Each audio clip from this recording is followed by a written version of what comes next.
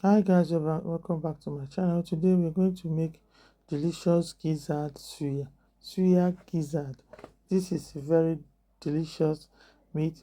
To make this, you're going to wash the gizzard. I've washed it already with my water, lime and vinegar to remove the smell, and then I'm going to add my ginger paste and garlic paste. Now I'm going to add my mixed veggies, dry veggies with thyme, and then I will add dark soy sauce. This is optional, but it gives it a very good flavor. And then now I'm going to add pepper and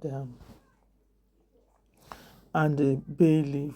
Cover it and let the water dry with it. When you're cooking it, don't add too much water. And I'm also going to I'm going to bake it. I'm not grilling it. If you grill it, it will be too dry. So the best option is to put it in the baking setting.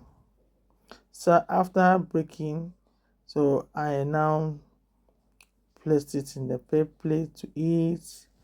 I'm going to add veggies on it. You can as well pour the suya spice on it and you are good to go.